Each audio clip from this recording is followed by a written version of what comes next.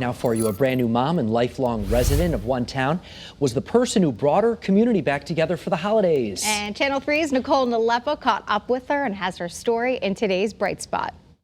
I wanted to do it for the kids because it was so magical for me when I was little. In a matter of just 3 weeks, Lauren Pizolkowski of East Haddam figured out a way to breathe that Christmas spirit back into her hometown for the holidays. We used to have a thing called the 12 Doors of Christmas. All the businesses would open and they would give out hot chocolate and candy canes and all that stuff. So you would walk around the village and go to all the different doors. But then it went away. So too did the huge tree on the town green.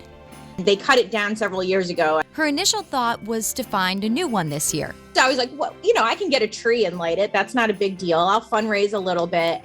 Soon, more light bulbs started to go off in Lauren's head.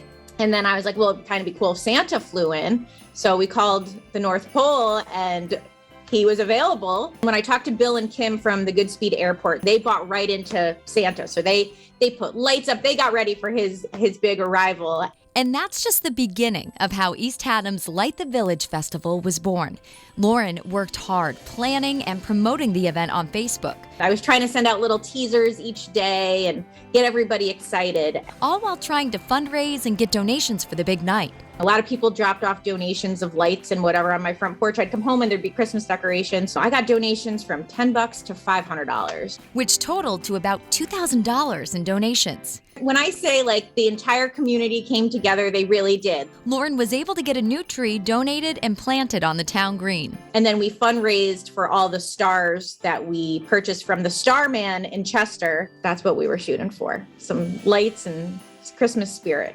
And hundreds of people turned out for last Thursday's event. The Goodspeed and the Gelston House in Levita, they gave out free soup and hot chocolate. Staley's and Two Wrestling Cats did cookies. Goodspeed Station did Believe, like little jingle bells. The town gazebo and park were filled with not only lights, but a flutist and a fire show. And nothing could beat the children's candid reactions when Santa stepped out of the plane. This little girl broke from the crowd and ran over and hugged him. And I was in tears. My mother was in tears because that's what Christmas is about. With today's Bright Spot, I'm Nicole Nalepa.